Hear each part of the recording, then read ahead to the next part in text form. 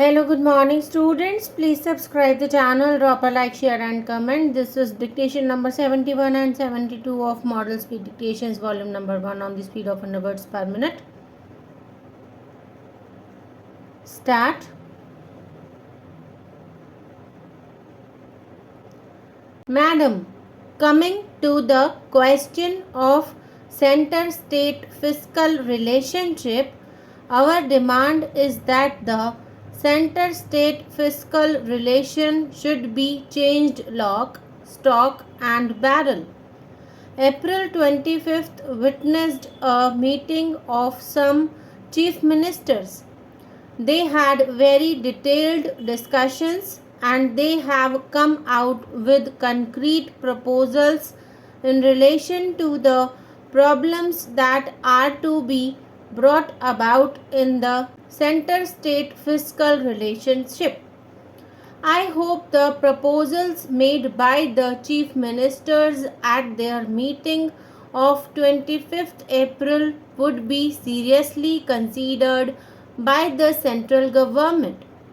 Coming to the distribution between direct and indirect taxes, the policy of the government is very much discerning in this respect also.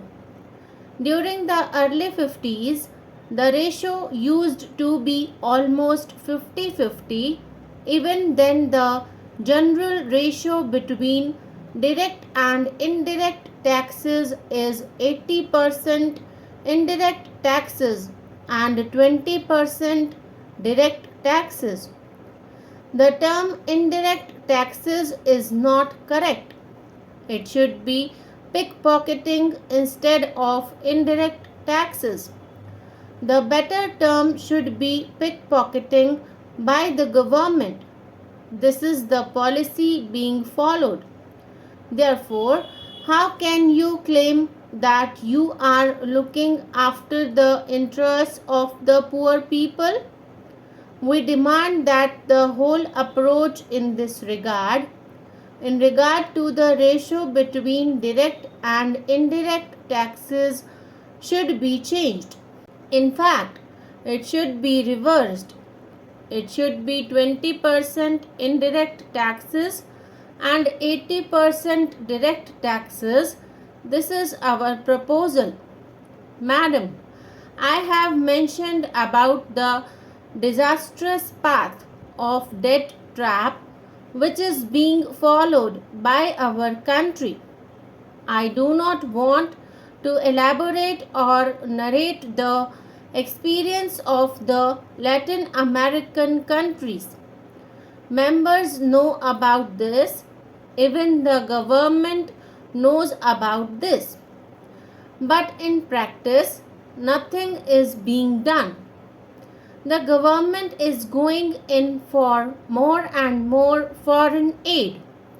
I hope the central government will come out with concrete proposals to put an end to the present policy of relying on foreign aid. It is known to everyone that various states in the country are faced with very serious and unprecedented drought. We have been demanding that there should be immediate help.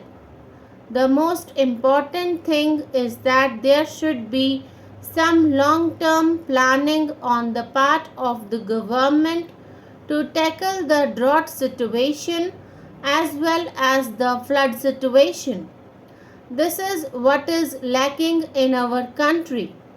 If my memory serves me right, only 22% of the water resources in the country is being tapped today. I think my information is correct. There is no scientific planning to have a long-term understanding and perspective to tackle the drought situation. I hope the government will come out with concrete proposals. In this connection, I would like reiterate the demand of my home state Kerala. The overall loss of Kerala due to drought comes to more than 1,000 crores, and the Kerala government has demanded rupees 40 crores towards aid from the central government, as the aid of rupees 10 crores is meager. Mr. Deputy Chairman, Sir, I would like to congratulate the Honorable Finance Minister on giving us a really socialist budget. In other words, a people's budget. Even the opposition comrades concede that it is a popular budget, but according to them, only superficially so. However, all the arguments brought forth by the opposition lack conviction, as if opposition for the opposition's sake. When the budget was presented, it was stated that only a magician could have solved the present situation. Now that the magic has taken place, they refuse to accept it. In spite of all the prophecies of the opposition that this year inflation would be at least 20%, it is not so.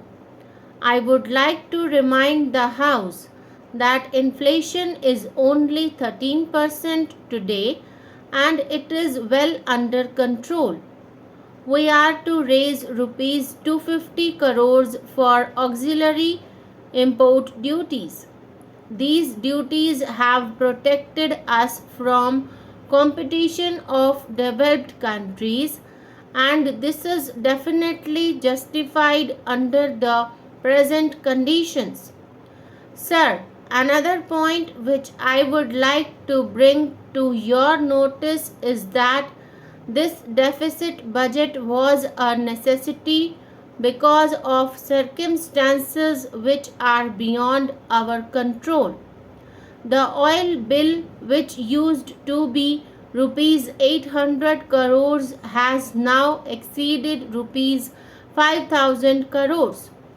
There has been a continuous drought for the last 2 years, and our exports have fallen because of the fact that the developed countries have been putting impediments on our exports.